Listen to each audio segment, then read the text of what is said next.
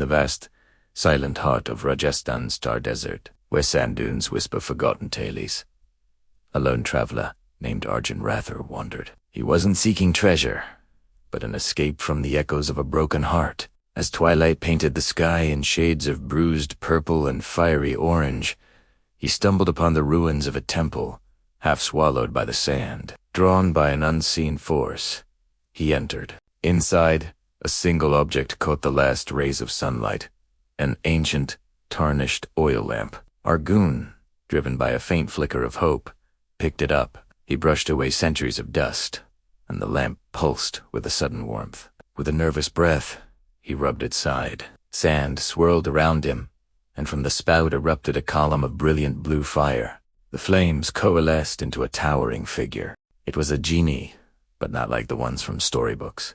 This being, Zafar, had skin like glowing turquoise, etched with shimmering golden tattoos. His silver eyes held not mischief, but an ocean of ancient sorrow. His voice, a deep echo, resonated through the ruins.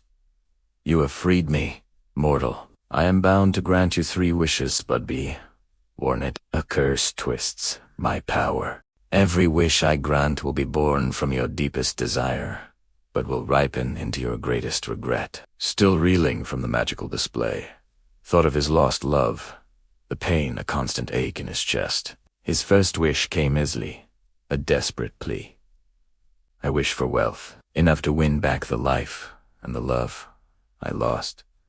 Zafar's eyes filled with pity. He raised a hand, and the desert floor around Arjun began to glow. Grains of sand shimmered, transforming into a river of gold coins that flowed towards his feet. The treasure was magnificent, more than he could ever imagine. But as the gold piled up, the wind began to howl. A monstrous sandstorm, unnaturally fierce, rose from the horizon. It descended upon a nearby merchant caravan, the one Arjun had traveled with just days before. He watched in horror as the storm consumed it, burying everything and everyone under a mountain of sand. The gold at his feet suddenly felt cold, cursed. His newfound wealth was stained with the lives of innocent people. The genie's warning echoed in his mind.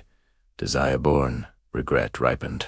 Haunted by the storm, Arjun wandered for days, the heavy gold a burden on his soul. He found no joy in it. One night, under a full moon, a shimmering figure appeared before him. It was a woman, a spirit named Rukmini, her form translucent, and her eyes filled with sorrow. "Travela," she whispered, her voice like the sighing wind. The genie Zafar was once a man, a prince of this land. He loved me, and I loved him, but his ambition led him to seek forbidden magic to make our kingdom the greatest in the world. He wished for eternal power to protect his people. The magic granted his wish, but twisted it, cursing him to become a genie. His power became a destructive force, forever bound to bring ruin to those he serves. He's not a Beal, but a prisoner of his own regret. The vision faded, leaving Arjun with a chilling understanding. The genie's pain was real. His power was a weapon he could not control, but Arjun's own grief was a stubborn fire. He believed he could outsmart the curse. He found Zafar again, his blue form shimmering against the dark dunes.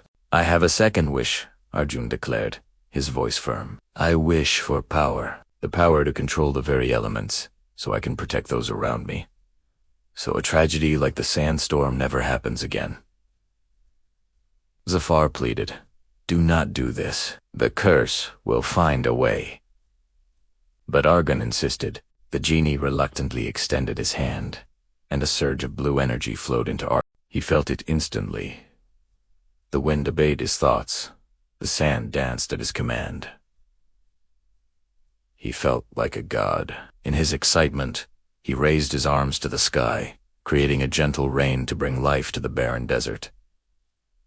But the rain didn't stop. It grew heavier, turning into a torrential downpour. The dry earth couldn't absorb the water. Flash floods erupted, carving violent canyons through the ancient landscape, destroying the very ruins Arjun had sought refuge in. In his attempt to control nature, he had only unleashed a different kind of chaos. His power was a mirage, an illusion of control that only brought more destruction. Broken and terrified, Arjun realized the curse was inescapable. Every desire, no matter how noble, was warped into a catastrophe.